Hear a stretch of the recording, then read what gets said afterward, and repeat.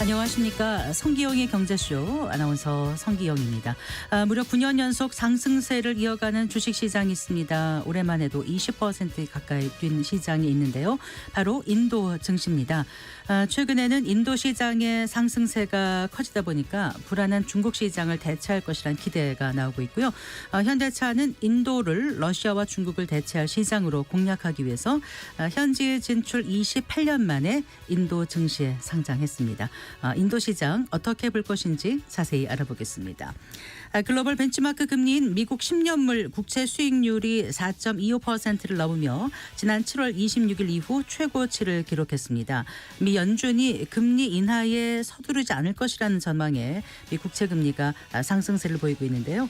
미 국채 금리 상승세가 계속 이어질지 국내외 증시에는 어떤 영향을 줄지 주간 증시 전망도 해보겠습니다. 이 시간 유튜브로도 함께합니다.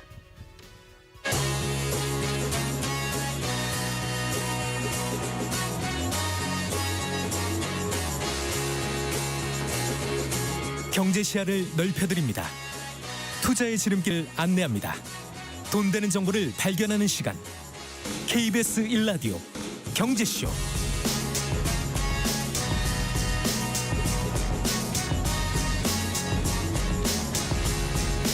먼저 오늘의 주요 경제 뉴스부터 정리해드리겠습니다. 경제 뉴스 브리핑 손서구 경제평론가와 함께합니다. 어서 나오십시오. 안녕하세요. 안녕하세요.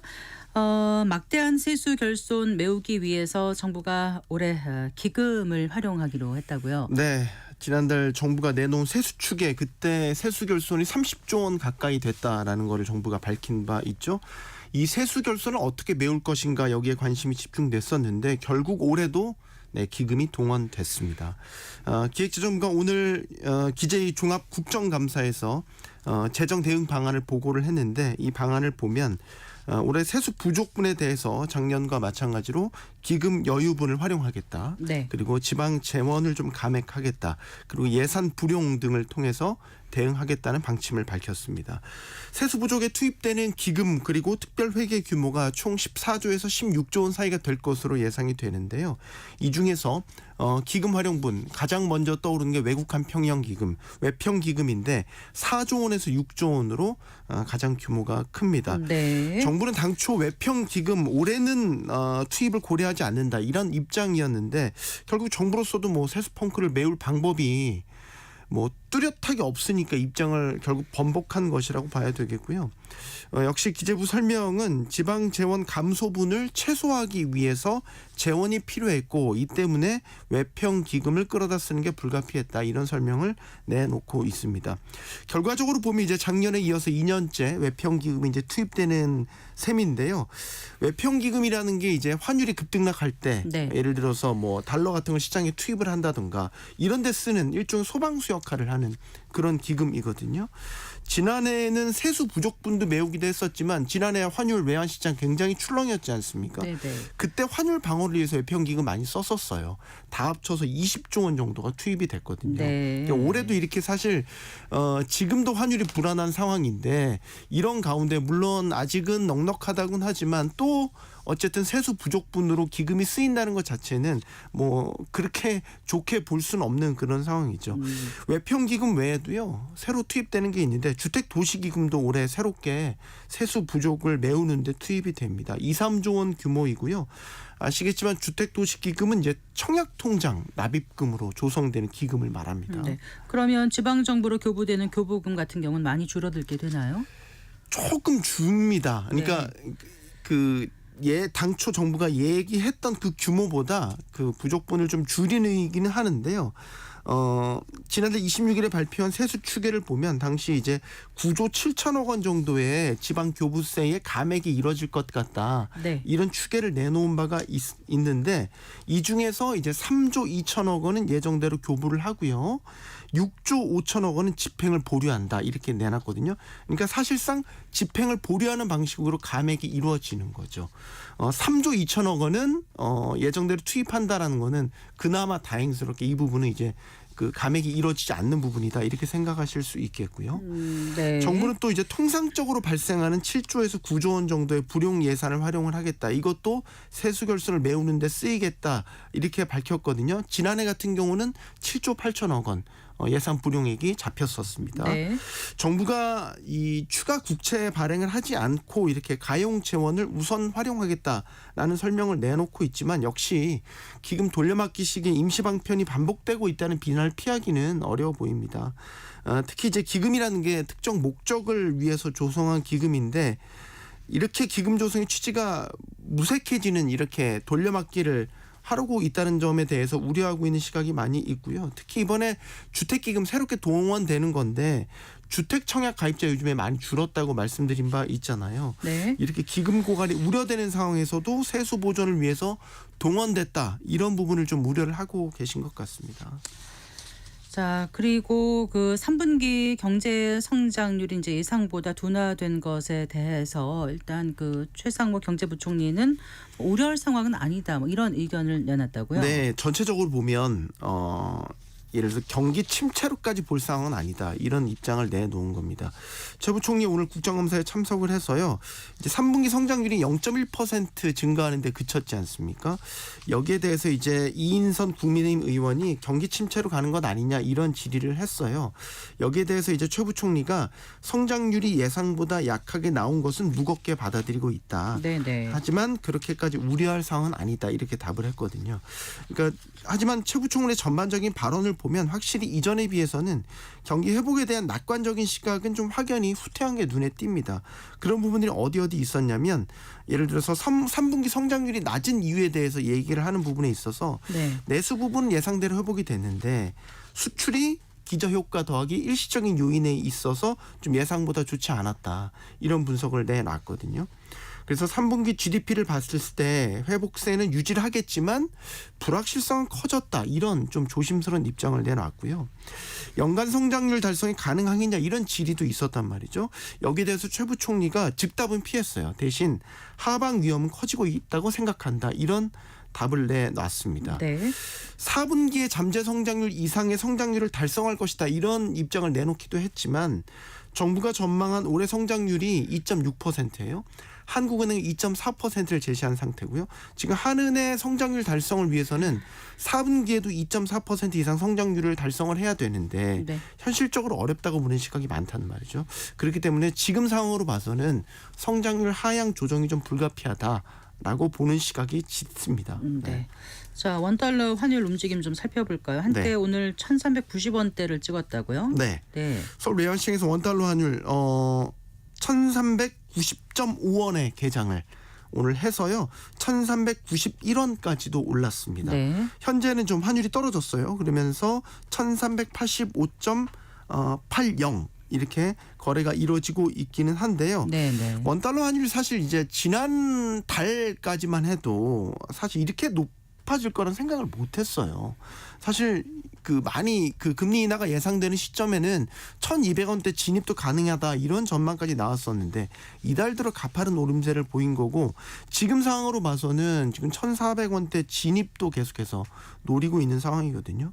그러니까 대외 경제적인 상황이 전반적으로 달러 강세를 부추기고 있단 말이죠. 일단은 지난달에 미국 연준이 비컷을 단행한 이후에 미국 경제가 전반적으로 탄탄하게 그런 지표들이 발표되면서 추가 금리 인하에 대한 가능성이 좀 낮아졌다라는 점 하나가 있고요. 도널드 트럼프 전 대통령의 당선 가능성이 높아지면서 어떤 관세라든지 확장 재정 정책으로 인한 인플레이션 문제, 네. 이에 따른 연준의 금리 인하 지연 이런 가능성이 제기되면서 이것도 달러 강세를 지금 야기하는 요인으로 꼽히고요. 또 일본 총선이 얼마 전에 끝났지 않습니까? 일본 집권 여당인 자민당이 과반 확보에 실패를 했습니다. 네. 이렇게 여당의 과반 확보 실패도 엔화값의 급락으로 이어지면서 달러 강세가 지금 부추겨지고 있는 이런 상황입니다. 여기에 지금 이스라엘이 주말 사이에 또 보복 타격을 했죠. 네. 이러면서 전반적으로 지금 달러 강세 환경들이 계속해서 만들어지고 있는 상황이고요. 시장에서는 좀 공격적으로 보는 경우는 1,400원이 문제가 아니라 완전 뉴노멀 1,450원 이런 때까지도 염두에 두고 지금 환율을 바라봐야 된다 이런 얘기까지 나오고 있습니다.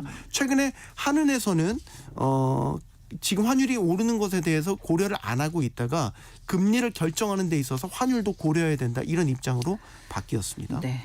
자, 그 정부가 모집한 그 철도 지하화 통합 개발에 서울을 비롯한 5개 지방자치단체가 도전장을 냈다면서요? 네, 서울시, 부산, 또 인천, 대전, 경기도 이렇게 신청서를 냈습니다. 국토부가 지난 1월에 이제 교통 분야 3대 혁신 방안을 주제로 한 민생 토론회에서 이 철도 지하화 통합 개발 정책을 발표한 후에 3월에 종합계획 수립에 착수를 했고요. 앞서 1월에는 이제 철도 지하화 개발을 위한 특별법이 처음으로 국회를 통과를 해서 근거법도 마련된 상태입니다. 네. 국토부는 전문가들이 참여하는 평가위원회를 구성을 해서 현장 평가를 거쳐서 오는 이제 12월에 1차 대상 사업을 선정할 계획입니다. 네.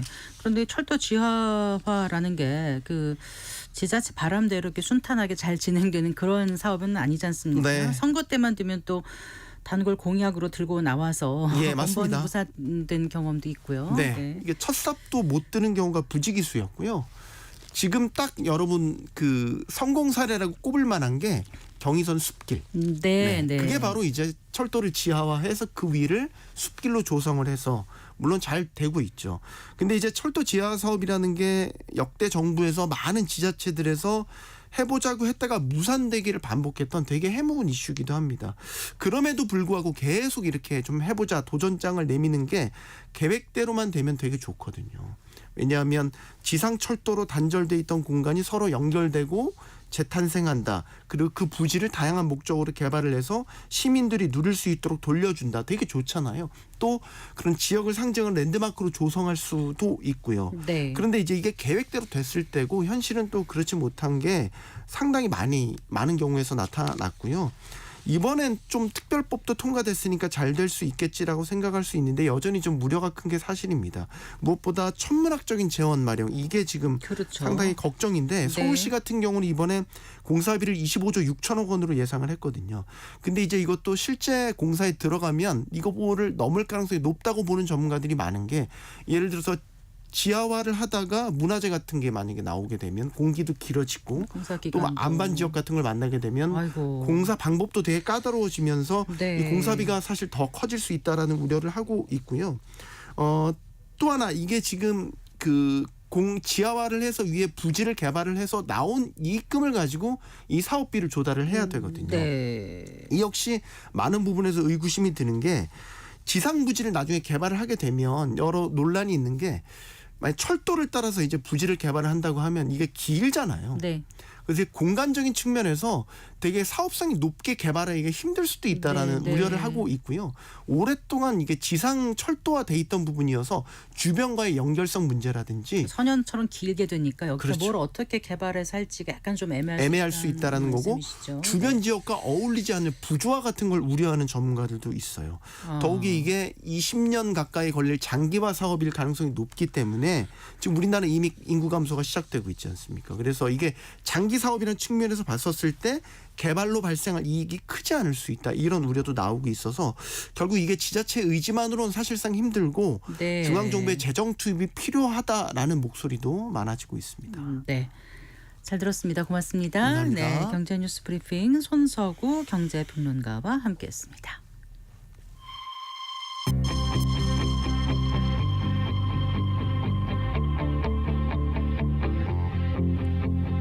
경제 전문가의 원포인트 레슨.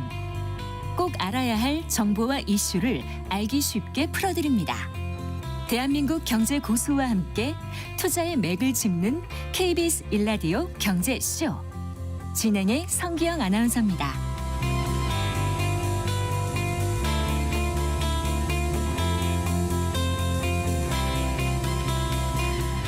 최근 전 세계 기업과 돈이 분야를 가리지 않고 인도 각 산업에 흘러들고 있다고 합니다. 유입 비중 1위인 컴퓨터 분야는 상반기에 그 FDI 그 외국인 직접 투자 규모가 지난해 전체 2배에 달할 정도라고 하는데요. 이러다 보니까 저성장 시대에 인도만 홀로 성장한다 이런 얘기가 나올 정도입니다. 증시도 9년째 상승세를 이어가면서 넥스트 차이나라는 얘기가 나오고 있던데. 있는데요. 이런 상승세 계속 이어갈 수 있을까요? 인도 시장 전망에 대해서 최근에 2개의 인도란 책을 내신 분입니다. 법무법인 율촌의 최준영 수석 전문위원과 자세히 알아보겠습니다. 어서 나오십시오. 네, 안녕하세요. 네, 반갑습니다. 네.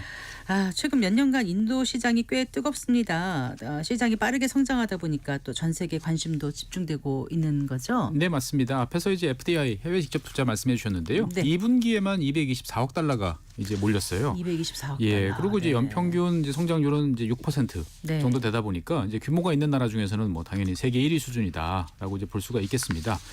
그러니까 이제 2025년 내년이죠. 내년이면 국가 전체 경제 규모, 즉 GDP 규모로 보면 일본을 추월할 예정이고요. 28년이 되면 이제 독일 세계 3위인 이제 독일도 이제 추월할 예정으로 이제 있습니다. 네. 예, 그러다 보니까 이제 그 IPO 기업 공개도 상당히 이제 많이 늘어나고 있어가지고 네. 올해 한 해만 현재까지 94억 달러가 IPO가 됐어요. 그러니까 94억 달러요. 예, 네. 그러니까 세계에서 두 번째로 많은 기업들이 지금 인도 주식시장에서 공개가 되고 있는 것이죠. 네. 그러니까 뭐 증시 같은 경우도 시가총액이 작년 말에 4조 달러였는데 올해 네. 상반기에 5조 달러를 돌파했고, 네. 그러니까 뭐 우리나라 증시나 다른 증시와 비교해봤을 때는 이제 놀라운 이제 성장세를 보이고 있다. 당연히 돈이 몰릴 수밖에 없는 그런 구조입니다. 네. 한 10년, 15년 전에 인도를 다녀오신 분들한테 들어봤는데 네, 소가 많이 다닌다. 네 지금도 많이 다니고 있습니다. 그런데 그 전보다는 훨씬 덜 다닌다면서요? 그러니까 이제 아무래도 도시화가 되고요, 네. 산업화가 되다 보니까 여러 가지 측면들이 있습니다만, 우리는 보통 인도의 겉모습만 보고 이 나라가 이제 발전했다, 발전하지 않는다라고 이제 보지만 인도는 우리가 생각하는 발전 방식하고는 좀 다른 면들이 이제 많이 있다라는 거죠. 그러니까 뭐 대도시 우리가 번쩍번쩍 거리는 건물들이야 예전서부터 사실은 있었죠. 그런데 이제 인도가 본격적으로 성장하게 된 그 원인들은 이제 여러 가지 요인들이 있긴 하지만 어쨌든 해외 기업들이 인도를 믿고 많은 투자를 하고 있고 그것이 네. 새로운 이제 어떤 경제 발전의 원동력으로 작용하고 있다라는 네. 점을 좀 기억을 하시면 좋을 것 같습니다. 네. 그 2개의 인도란 책을 이제 번역하셔서 이번에 내신 거잖아요. 네네, 맞습니다. 네. 인도를 몇 번 다녀오셨어요? 저는 뭐 인도를 다녀오진 않았습니다. 아, 그러셨어요? 예. 네. 근데 이제 뭐 책을 번역하게 된 계기는 네. 이제 파이낸셜 타임스에서 이제 그 책이 나왔다라는 기사를 봤는데 한번 되게 좋다, 이거 한번 번역해봐야겠다라는 생각까지는 못했어요. 그런데 거의 한 2달 사이에 여러 매체에서 현대 인도를 이해할 수 있는 최고의 책이다라는 네. 찬사가 이어지더라고요. 네. 그래서 이제 책을 이제 번역을 하게 됐는데 네. 사실은 책을 번역하면서 고생을 좀 많이 했습니다. 왜냐하면 인도 지식인 특유의 아주 이제 고색 창연한 이제 영어 표현도 있고 네. 또 시니컬한 표현들이 많다 보니까 이걸 네. 이제 어떻게 옮길지 고생을 좀 하긴 했습니다만, 예. 그 법무법인에 계시잖아요. 네. 그런데 어떻게 인도와 관련돼서 관심을 갖게 되시고 책을 번역하시게 됐는지. 저는 네. 이제 개인적으로 유튜브 채널 지구본 연구소라는 것을 이제 몇 년째 운영을 하고 있습니다. 그러니까 이제 글로벌 동향, 다른 나라 소식에 대해서는 항상 관심이 많았고요. 그 다음에 이제 어떤 나라, 관심 있는 국가나 특정 사안에 대해서 공부를 하고 싶다라고 하면 제일 좋은 방법은 책을 번역하는 겁니다. 좋은 네. 책을 잡아서 뭔뭐 싫던 좋던 적어도 6개월, 길면 1년 가까이 책을 붙들고 있다 보면 뭔가 네. 좀 알게 되겠죠. 네. 그래서 어떻든 인도에 관한 책을 번역한 계기로 여기까지 나오게 됐습니다. 네, 그래요. 조금 더 이제 하나씩 여쭤보겠습니다. 인도는 이제 외국인 기관의 그 직접 투자만 허용하고 있다고 하던데요. 그럼 네네. 개인들은 그 직접 현지 증시에 상장된 주식을 살 수 없는 거죠. 예, 맞습니다. 예. 그러니까 이제 직접 투자를 할 경우에는 이제 외국인 포트폴리오 투자라고 그래서 네. FPI라는 자격을 취득을 해야 돼요. FPI. 예. 네. 근데 이거를 취득을 하려면 이제 10가지 이상의 서류 제출을 해야 되고요. 네. 그다음에 인도 현지의 세무 대리인을 지정을 해야 되고, 그다음에 네. 이런 자격을 다 갖춰도 인도의 악명 높은 이제 행정 관료 체계에서 악명 높은?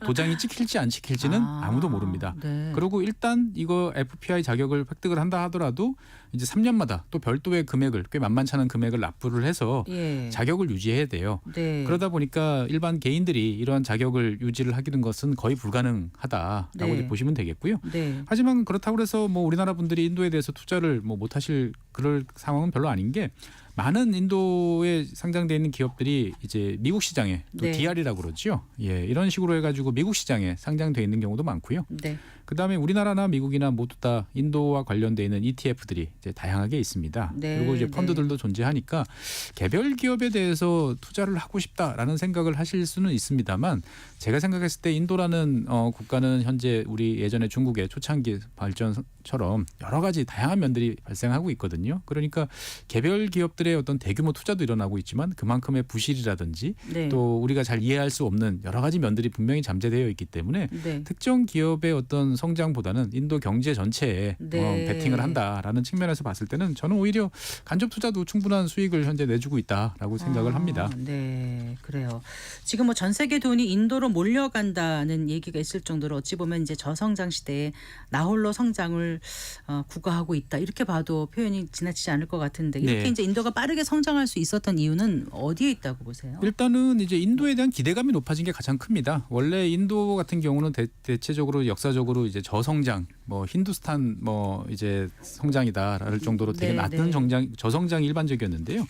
최근 들어서는 이제 메이크 인 인디아라고 해서 인도의 모디 수상이 이제 제조업 육성 이런 것들도 강하게 부르짖고요. 거기에 따라서 이제 대기업 투자 그리고 인도 정부가 원하는 한 14개 분야에 대해서는 상당한 네. 인센티브를 제공해 주고 있어요. 그러니까 총 기업의 매출액에 대해서 몇 퍼센트 정도를 보조금으로 직접 현금으로 지급하고 있기 때문에 네. 대규모 기업들이 많이 몰려가고 있고요.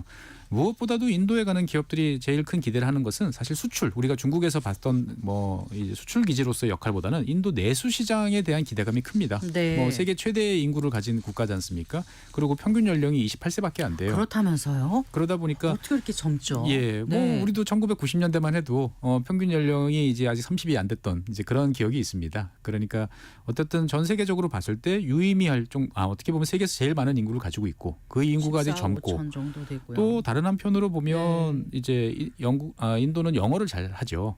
그러다 보니까 서방 국가들 뭐 미국이나 유럽 국가들 입장에서 봤을 때는 중국보다는 훨씬 친숙하고 네. 편리하게 느껴지고요. 또 다른 그러네요. 장점에서 보면 민주주의 국가입니다. 네. 그러다 보니까 인도 같은 경우는 현재 에어컨 시장만 해도 연평균 12% 이상 해서 2030년까지는 충분히 성장할 거다라고 이제 하는 거죠. 그러니까 네. 인도에 점점 중산층이 늘어나고 네. 그다음에 소득이 늘어나다 보니까 소비도 늘어나고 그러니까 인도 자체에서 발생하는 소비를 충당하는 것만으로도 인도 경제가 당분간 굳건하게 성장할 거다라는 내수만으로도 충분하다. 그렇습니다. 네. 인도에서 아직까지 수출을 염두에 둔 접근은 아직까지 많지 않은 것으로 알고 있습니다. 네. 어떻습니까? 이제 현대차도 네. HMI 그러니까 법인이 네. 현지 진출 28년 만에 이제 인도 법인을 상장을 했지 않습니까? 네. 그만큼 인도 시장을 지금 긍정적으로 보고 있는 거겠죠. 네, 많은 분들께서 이제 인도의 자동차 시장이 얼마나 크신지 잘 모르시는 경향들이 좀 있는데 네. 인도는 이제 미국 그리고 중국 에 이어서 세계 3위 이제 시장입니다. 그러니까 세계에서 세 번째로 많은 차들이 팔리는 시장이에요. 물론 그 새롭게 팔리는 차들이 대부분 우리 눈에 보면 경차, 소형차 위주다 보니까 단가는 매우 저렴합니다만 이제 세계적으로 봤을 때 매우 큰 시장이고 또 성장세가 이제 놀랍다라는 점이 이제 각광을 받고 있는 거죠. 말씀하신 것처럼 현대차 같은 경우는 96년에 인도 법인을 설립을 이제 했고요. 네. 그다음에 현재 1년에 약 현대차 단독으로 한 60만 대 정도를 이제 판매를 하고 있습니다. 그래서 네. 인도 2위의 이제 업체입니다. 인도에서 가장 많은 그 차를 만드는 업체는 이제 인도와 일본의 합작 업체 마루타 스즈키라는 이제 업체인데요. 현재 현대차는 이제 인도에서 15% 점유율을 네. 가지고 있습니다. 아까 말씀드렸던 스즈키 같은 경우는 41%니까 격차는 좀 큽니다. 네. 그래서 인도에 대한 이제 현대차의 그 투자는 꽤 오랫동안 이루어졌고요. 실제로 뭐 최근 들어선 전기차 뭐 이런 생산 라인도 구축을 해서 인도 내수 시장뿐만 아니고 이제 중동이라든지 동남아 또 멀리는 아프리카까지 이제 커버하는 이제 수출 거점으로 활용하겠다라는 이야기들이 계속 나오고 있죠. 네. 예. 이번에 그 IPO 규모가 인도 최대 규모라면서요? 네, 맞습니다. 아. 그래서 이 현대차가 이제 인도의 IPO를 이제 한 이유에 대해서 여러 가지 이유들이 이제 나옵니다만 뭐 일단은 제일 확실한 것은 이제 투자 자금을 확보를 해서 인도에 대한 더 추가적인 이제 투자를 진행을 함으로써 여기를 네. 거점으로 만들겠다라는 면이 하나 있는 것 같고요. 다른 한편으로 보면은 과거 중국에서의 경험도 일부 작용했던 것 같아요. 무슨 그러니까 말씀이세요? 네. 중국 같은 경우는 정부 정책이 바뀌면서 상당히 여러 가지 곤란함을 이제 겪고 어떻게 보면 저가로 뭐 매각을 하고 헐값에 매각을 하고 이제 나와야 되는 이제 이런 상황이 직면했는데 IPO라는 것은 이제 회사의 주식이 많은 투자자들한테 넘어가게 되겠죠. 그러면 네. 이제 그 투자자들 입장에서 봤을 때는 나의 자산이 이제 정부 정책으로부터 어떤 영향을 받는지를 항상 염두에 두고 그렇죠. 만약에 좋지 않은 방향으로 가게 되면 네. 여러 가지로 항의를 한다든지 뭐 이야기를 할 수가 있습니다. 네. 그러니까 어떻게 보면 인도는 민주주의 국가고 자본주의 국가 체제다 보니까 투자 안정성 확보를 위해서는 오히려 어떻게 보면 많은 사람들이 주주로 참여를 하면서 현대차와 현대차의 성공에 자신의 어떤 미래를 같이 베팅을 하는 이런 사람들이 그런 많아질수록 점도 또 염두에 둬서 네. 다는 생각을 하시는군요. 저는 네. 중국의 어떤 사례를 보고 현대차가 네. 나름대로 고민을 좀 많이 하지 않았나라는 네. 생각을 좀 합니다. 이제 중국 말씀하셨는데 이제 일각에서는 인도가 이제 중국과 비슷한 노동 그 규모 또 내수 시장 같은 규모가 비슷한 게 많다 보니까 네. 과거 그 중국 성장기를 재현할 것이다 이런 얘기도 하더라고요. 네, 최근 들어서 이제 우리나라에서 그런 이제 기대를 표명하시는 분들이 이제 많은데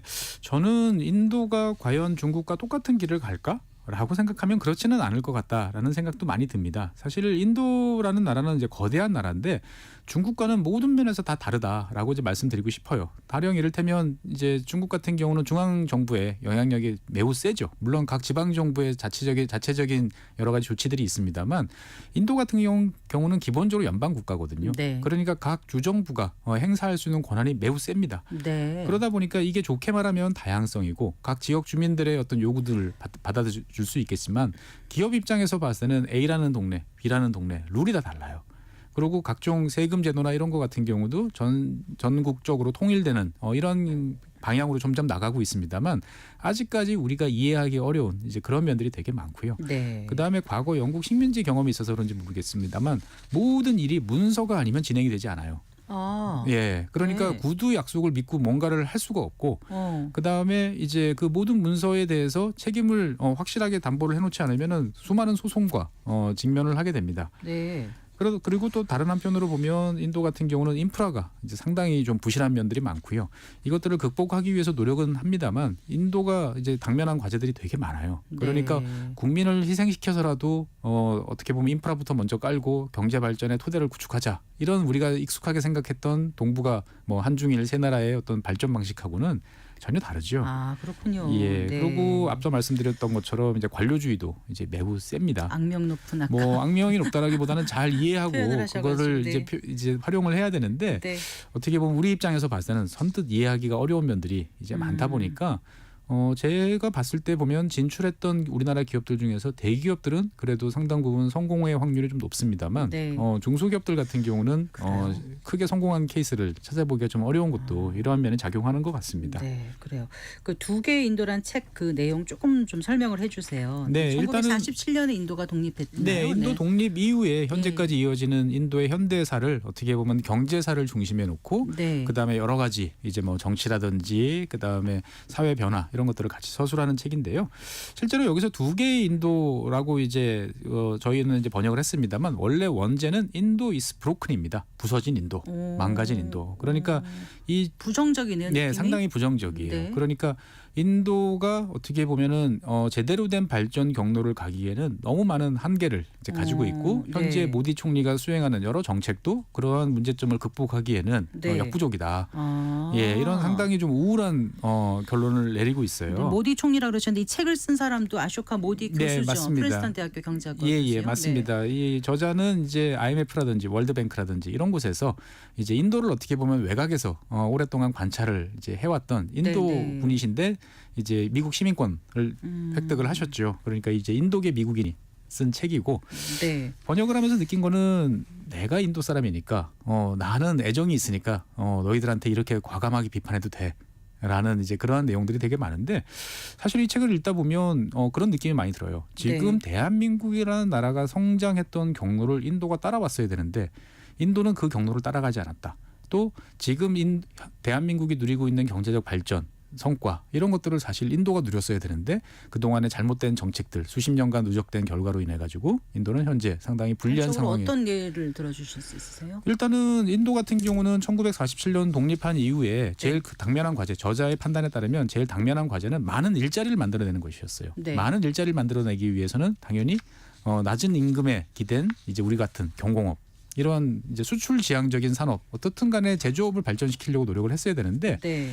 우리가 잘 알고 있는 인도 독립의 위인이라고 하는 네루 수상 같은 경우는 전혀 그 방향과는 반대의 길을 걸었죠. 아. 그러니까 어떻게 보면 완전히 새로운 세상을 만들기 위해서 중화학공업을 먼저 이제 육성을 하는데 초점을 맞췄습니다. 뭐 네. 비료라든지 제철 공장이라든지 아. 그러다 보니까 이러한 대규모 산업들이 이제 많은 투자를 했습니다만 국제적인 경쟁력을 얻지는 못했고 또 다른 한편으로 보면은 이러한 중화학공업들은 자본의 투자는 많지만 고용을 이제 내지 못하는 거죠. 네, 네. 그러다 보니까 반실업 상태, 잠재적 실업 상태가 계속 누적이 되면서 네. 사회를 이제 발전을 하지 못하도록 만들었다라는 이제 비판이 있고요.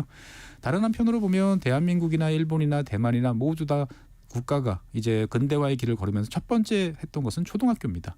그러니까 네. 온 교육. 국민에게 대중적인 교육을 실시해서 좋은 그 인적 자원을 양성하는 노력을 했는데 우리가 알고 있는 것과 달리 인도의 대중교육, 보편적인 국민들에 대한 교육 수준은 매우 낮습니다. 근데 우리 뭐 IT도 굉장히 발달돼 있고 천재들도 많고. 네. 그다음에 14억 인구에서 소수가 이제 열심히 공부를 하고 네. 세계적인 뭐 석학으로 등장을 합니다만 한 국가가 발전하기 위해서는 한 줌밖에 안 되는 천재들이 끌고 갈 수는 없겠죠. 네.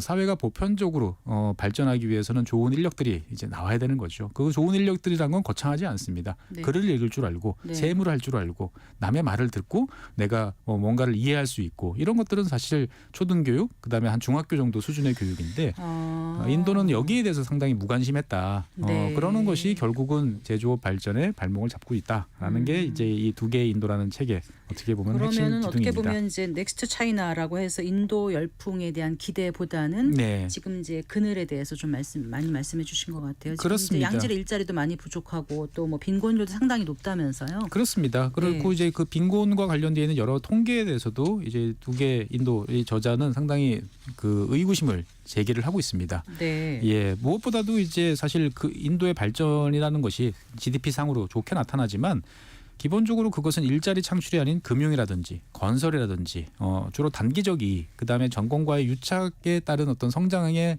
집착하는 경향이 강하다라고 네, 이제 네. 비판을 하고 있고요.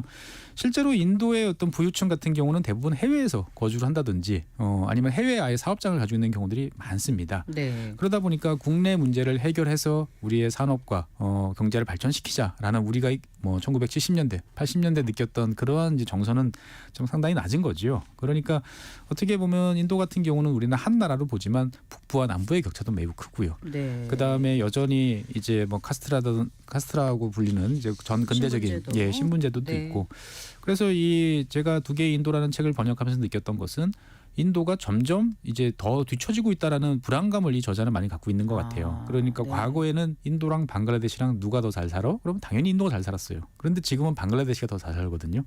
그리고 이제는 뭐 베트남 같은 나라도 훨씬 앞질러 가고 있고. 네. 그러니까 어떻게 보면 인도는 인구가 많으니까 그 인구를 활용해서 봉제, 섬유 이런 이제 그 저부가 가치지만 많은 일자리를 만들어내는 데 주력을 했어야 되는데 네, 네. 인도의 지식인들이라든지 인도의 정책 결정권자들은 남한테 보이는 산업, 멋있어 네. 보이는 산업 이런 데 주력하면서 실제로 내실이 없다라는 이야기를 종종 이 저자는 많이 하고 있습니다. 네, 무엇이 진짜 인도의 모습일까를 좀 들여다볼 수 있는 그런 책이 아닌가 싶은데 그래도 여전히 이제 인도의 잠재력이 많고 인도의 증시의 상승 여력이 높다는 얘기들 많이 하거든요. 네네. 어떻게 해야 될까요? 투자자 그러니까 뭐 입장에서도 일단은 그렇고요. 뭐 인도에 대해서 대규모 인도 시장에 대해서 전적으로 과감하게 투자를 한다는 것은 좀 위험합니다만 네. 포트폴리오 내에서 적절하게 이제 갖추는 건 좋다라고 저는 생각을 합니다. 우리나라 분들이 이제 미국장에 이제 많이 투자를 하시죠. 그러면 결국은 이것은 선진국 이제 시장에 투자를 하는 거고 그런 밸런스를 맞추기 위해서는 당연히 이제 이머징 마켓에 적절하게 성장을 하고 내 투자 이익을 회수할 수 있는 곳에 투자를 해야 되는데 현재로서는 나쁘지 않은 그런 이제 퍼포먼스를 보이고 있는 것이죠. 네. 그러다 보니까 분산 투자의 개념 그리고 간접 투자라는 것들을 적절히 활용한다면 저는 나쁘지 않다라고 이제 보여지고요. 이제 인도가 이제 과연 어디까지 갈지에 대해서는 여러 가지 의견이 이제 엇갈립니다만 네, 네. 사실 1990년대 중반 중국이 어디까지 성장할지에 대해서도 우리가 여러 가지로 이런저런 이야기들이 많았습니다만 지금의 이제 놀라운 성장을 했던 것처럼 인도는 양쪽 갈림길 앞에 지금 서 있지 않나라고 저는 생각을 합니다. 그러니까 중국과는 다른 방식이지만 어떻든 간에 경제를 성장시켜서 이제 훨씬 그 많은 부를 만들어내서 지속적인 성장을 가능하게 할 것이다. 라는 기대에 부응할 수도 있고요. 아니면 과거에 그랬던 것처럼 또 한 번의 이제 버블로 끝나고 이제 또 경기가 또 꽤 오랜 기간 동안 침체되는 그런 모습을 또 겪을 수도 있고. 네. 예. 근데 현재까지는 아주 빠른 속도로 달려오고 있죠. 알겠습니다.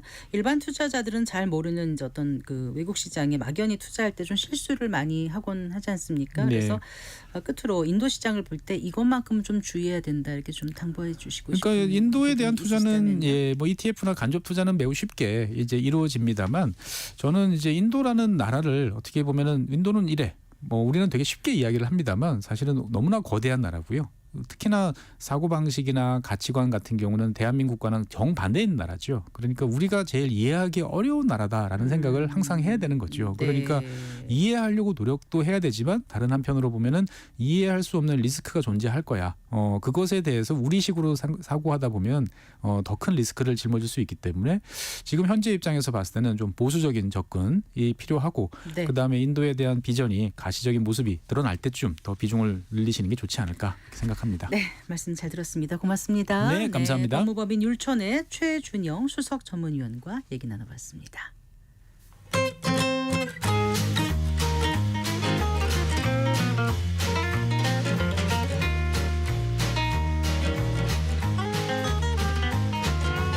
경제 맛집 투자 핫플.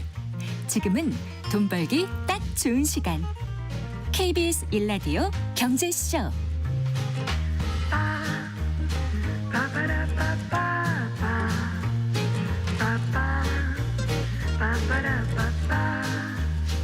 한 주간 주식시장 영향을 줄 주요 이슈와 일정 살펴보고 현명한 투자 전략도 짚어보는 주간 증시 동향 순서입니다. 오늘도 LS증권 리테일 사업부의 염승환 이사와 함께하겠습니다. 어서 나오십시오. 네, 안녕하세요. 안녕하세요. 자, 지난주 미국 시장 동향부터 쭉 다시 한번 점검해 볼까요? 네, 지난주 이제 미국 증시는 나스닥을 제외하고는 좀 빠졌는데요. 다우가 마이너스 2.68% 하락했고요.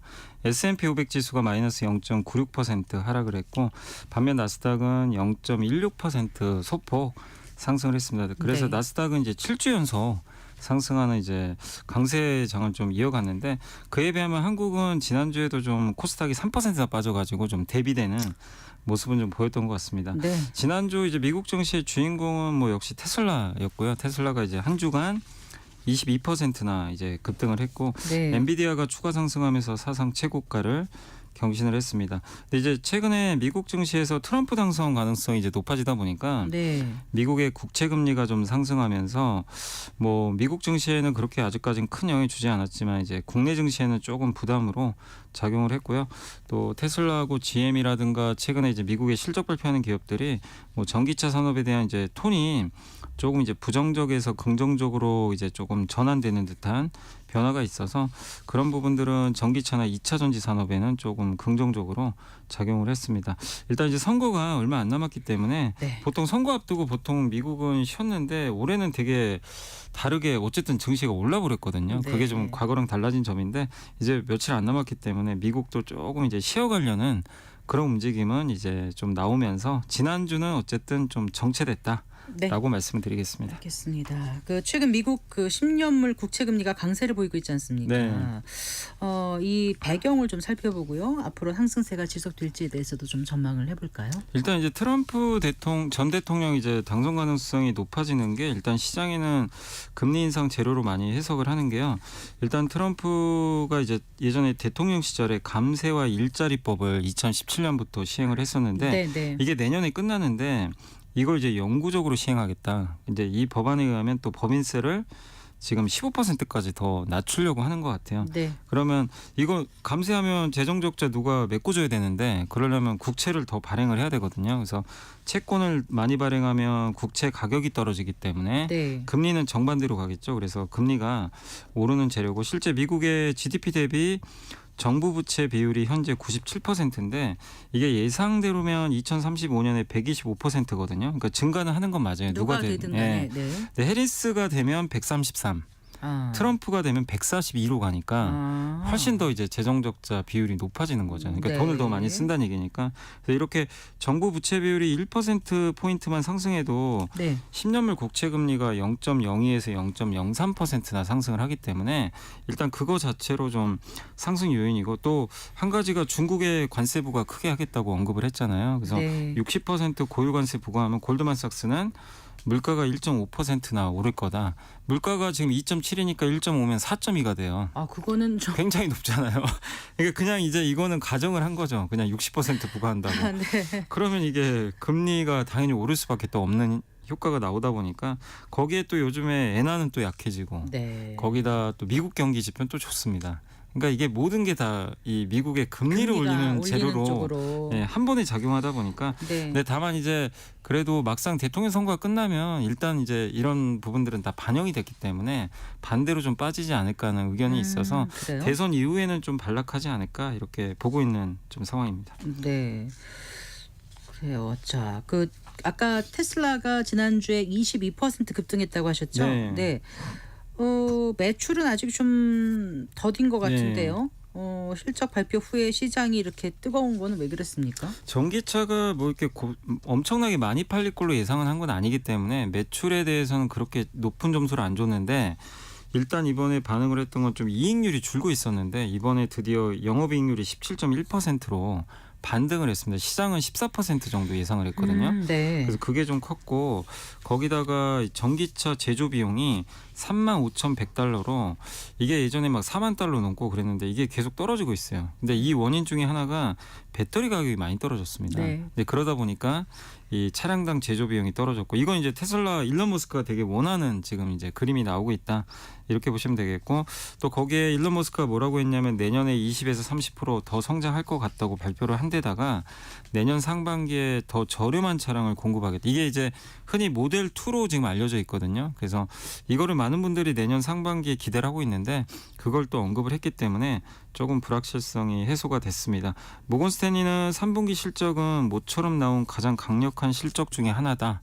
라고 좀 평가를 했는데 네. 근데 여전히 일부에서는 아니 아무리 그래도 밸류에이션 좀 비싼 거 아니냐. 그러니까 네. 흔히 이익 대비 시가총액을 PER로 나타내는데 네. PER이 지금 현대차가 4배거든요. 근데 네. 이제 테슬라는 100배에 가깝기 때문에 네. 아니 이거 좋은 건 알겠는데 높은 위험을 감수해야 된다. 그런 얘기도 있고 또 한 가지가 일론 머스크가 지금 뒤에서 지금 어쨌든 트럼프를 강력하게 후원을 하고 있다 보니까 트럼프 대통령 전 대통령 당선 가능성이 올라가는 것도 일단 이제 테슬라 주가에는 일단 호재로 작용을 하고 있는 것 같습니다. 네, 그래요. 자, 오늘 국내 증시는 괜찮았나요? 오늘은 네, 좀 많이 올랐나요? 급등했습니다. 네, 네. 오랜만에 이제 코스피가 다시 2,600 넘었고요. 2,612.43포인트. 30포인트 가까이 올랐네요. 네. 그래서 1% 이상 급등했고 코스닥은 더 많이 올랐습니다. 740.48로 1.8% 이상 이제 급등세를 보였는데 오늘 이제 이렇게 증시가 올라간 가장 큰 이유는 삼성전자가 정말 모처럼. 오랜만에 정말 계속 빠졌는데 네. 오늘 3.9% 올랐거든요. 네. 근데 아까 제가 이제 장 끝나고 잠깐 외국인이 샀나 봤더니 네. 드디어 샀어요. 34일 만에. 네, 뉴스에도 나왔어요. 네, 33일 연속 팔다가 그래서 근데 반면에 하이닉스는 또 팔아버렸더라고요. 네. 그래서 삼성과 하이닉스가 요즘에는 같이 안 갑니다. 오늘 하이닉스는 반대로 2.5% 가까이 빠졌고, 근데 오늘 사실 시장의 주인공은 배터리 관련주예요. 네. 오늘 배터리 관련주들이 삼성 SDI가 오늘 한 8% 가까이 올라버렸거든요. 그래서 네, 네. 2차 전지주들이 오늘 급등한 게 좀 시장에 그래도 좀 중요하게 작용을 했던 것 같습니다. 네. 외국인의 마음으로 보신다면은 왜 산 거예요?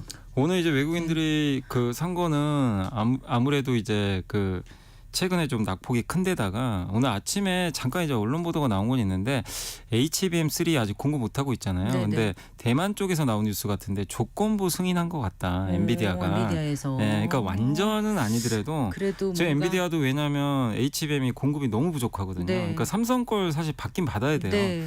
근데 이제 어느 정도 100%는 아니더라도 좀 맞춰지다 보니까 공급한 거 아니냐. 근데 이거는 아직 삼성에서 얘기한 건 아니기 때문에 확인해 보시고 삼성전자가 목요일 날 실적 발표합니다. 이제 네. 그때 좀 언급을 해주지 않을까 일단 생각은 하고 있습니다. 하이닉스는 오늘 5,000원 정도 빠진 것 같은데. 그러니까 이제 어쨌거나- 둘이 반대로 갔다는 건 하이닉스한테 좀 뭔가 안 좋다는 얘기잖아요. 네. 네, 그래서 어쨌거나 아마, 하이닉스는 정말 놀라운 실적을 발표하지 않았습니까? 네, 지난주에. 맞습니다. 근데 모건 스탠리가 참 무색해졌을 것 같아요. 실제로 반성문을 썼습니다. 모건 스탠리가 우리가 틀렸다. 그래서 네. 저번에도 한번 소개해드렸지만 겨울이 곧 닥친다라는 보고서가 나왔는데 그때 이제 비관적인 전망을 했었는데 하이닉스가 놀라운 실적을 진짜 내면서 그 보고서가 좀 잘못됐음을 이제 인정을 했고요.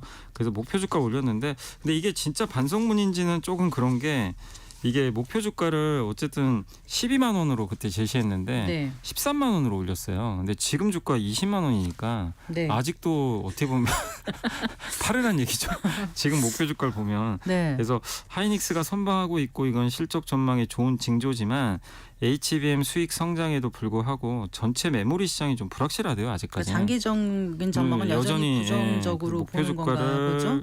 그래서 성장률이 내년 이후로는 둔화될 것 같다. 이렇게 좀 언급을 했는데 네. 어쨌든 이제 한 펀드 매니저는 좀 비판을 한 기사가 있는 게 네. 하이닉스를 비판하려면 엔비디아도 함께 비판을 해야 되는데 엔비디아는 극찬하고 하이닉스만 비판하는 게 이게 좀 말이 되느냐 이런 또 의견도 좀 있었다고 합니다. 왜냐하면 엔비디아에 하이닉스가 공급하잖아요. 네. 엔비디아는 좋게 보는데 하이닉스는 안 좋게 보는 게 모건 좀 스탠리에서 그렇게 하는 게 말이 안 그렇게 하는 된다라고 거죠. 다른 한 펀드 매니저가 그렇게 좀 인터뷰를 했다고요? 했다고 하더라고요. 네. 그리고 이코노미스트지는 AI 발전의 가장 중요한 지역이 한국이기 때문에 네. 한국이 여기 독점 생산하고 있잖아요. HBM은. 그래서 좀 긍정적으로 평가를 하고 있는데 어쨌든 이번 실적 발표로 좀 모건 스탠리의 전망이 일단은 좀 틀린 걸로는 좀 나온 것 같습니다. 네.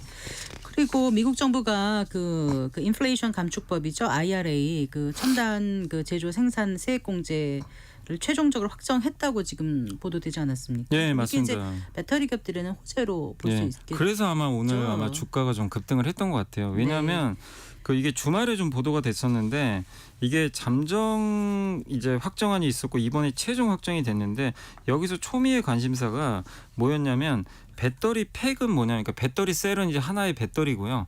이걸 여러 개 모으면 모듈이 되고 이 네. 모듈을 또 여러 개 모으면 팩이 돼서 그런 거예요. 자동차에 네. 들어가거든요. 근데 네. 이게 예전에 나온 세부 지침에 뭐라고 쓰이냐면 되게 헷갈립니다. 이게 배터리 팩은 인센티브 지급 대상으로 허용하고 모듈은 허용하지 않는다. 어머나. 근데 이게 예. 잠정안에 있던 내용이에요. 아. 근데 이거에 의하면은 배터리 제조사한테 불리한 게 뭐냐면요. 보통 팩은 네. 완성차가 만들어서 넣어요. 네. 근데 모듈까지는 배터리 회사들이 만들어줘요. 아. 그러면 이거에 따르면 모듈은 포함되지 않으면 그럼 그러면은 배터리 회사는 이게 안 좋은 보조금 못 거잖아요. 받나? 네. 근데 이번에 모듈로 확정이 됐어요. 그러니까 확실히 네. 정해줬어요. 그냥 네. 모듈 들어간다. 배터리 모듈이 인센티브 네, 지급 대상이라고 대상이라고. 명시가 명시를 됐군요. 해버렸어요. 어. 거기다가 2차 전지 소재도 좋은 게 네. 2차 전지 소재로 이제 만들 때 미국에서 광물이나 이런 거 생산을 하면 네.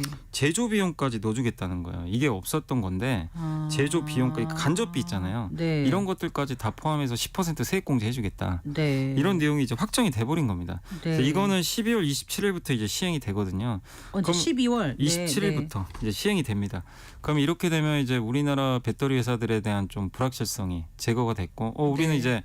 이제 미국에서만 생산을 해주면 네. 이제 보조금을 받게 되니까. 네. 그래서 아마 그게 확정이 되면서 오늘 모처럼 그 2차 전지 주가들이 좀 급등하지 않았나. 그럼 미국에서 생산하는 업체가 어디죠? 이제 지금 대부분 생산을 해요. LG도 있고 지금 LG 삼성도 에너지 있고 솔루션. 네. 지금 SK 온도 있고 한데 네. 지금 수요가 없어가지고 그동안 좀 안 좋았지만 어쨌든 이제 보조금을 받을 수가 있기 때문에 네. 일단 좀 숨통은 튀지 않을까 그렇겠네요. 이렇게 생각은 네. 하고 자, 있습니다. 이번 주 좀 주목해 볼 만한 증시 일정 끝으로 소개해 주시겠습니까? 네, 이번 주에 이제 좀 주목할 일정으로는 오늘 밤에는 이제 포드가 좀 미국에서 실적 발표하니까 여기도 이제 배터리 2차 전지에 좀 영향을 줄 수 있기 때문에 전기차 한번 지켜보시고 내일은 이제 알파벳 실적 발표가 있거든요. 네. 그래서 그거 좀 지켜보시고 수요일 같은 경우는 마이크로소프트, 메타, 일라이릴리, 삼성 SDI가 실적 발표가 예고가 돼 있습니다. 근데 목요일이 저는 좀 제일 중요할 것 같아요. 왜냐하면 그날 BOJ 일본이 금리 올릴지 말지. 예. 오. 아마 금리는 동결할 것 같은데 12월에 인상할 거는 같아요. 네. 근데 그거 한번 확인해 보시고 미국의 그 개인 소비 지출 물가 지수도 나오고 PC. 예, 네. 그날 또 삼성전자가 확정 실적. 아이고 목요일이 예. 아주 중요한 날이겠네. 10월의 마지막 네. 날인데. 그리고 밤에 애플, 아마존도 실적 발표도 하니까 정말 이제 빅테크가 다 몰려 있어가지고 목요일 중요하고 금요일도 중요한 게 미국의 고용 보고서, 미국의 10월 ISM 제조업 지수, 거기에 한국 10월 수출까지. 네. 그래서 이 ISM 제조업 지수 때문에 출렁거린 적이 있었지 많이 않습니까요? 흔들렸죠. 근데 네. 지금 선거 때문에 좀 지출 안 한다고 하는데 네. 이번에도 그런지 한 번 더 확인을 해봐야 될 것 같습니다. 네. 자, 지금부터 연말까지는 어떤 전략 가져가는 게 좋아요? 근데 더 나쁠 거는 별로 없는 것 같고요. 그리고 보통 11월, 12월이 이게 과거 데이터 조사에 보시면 한국이 네. 다른 나라보다 좀 강했습니다. 네. 왜냐하면 연말 배당 받으려고 외국인들이 프로그램 매수를 좀 11월, 12월에 과거에 많이 했거든요. 네. 근데 그거에 의하면 좀 강할 것 같으니까 뭐 꼭 그런다는 건 아니지만 꼭 제발 좀. 최근에 예. 투자하시는 분들 너무 공황에 빠지신 네. 분들 많던데. 오늘 거래 대금도 코스닥 4조밖에 안 돼서 네. 너무 침체됐으니까 네. 좀 힘을 냈으면 네, 좋겠습니다. 조금 위로가 되는 말씀이었습니다. 네. 잘 들었습니다. 고맙습니다. 감사합니다. 네, LS증권 리테일 사업부의 염승환 이사와 함께했습니다. 마칠 시간입니다. 성기영의 경제쇼 오늘 순서 여기까지입니다. 아나운서 성기영이었습니다. 고맙습니다.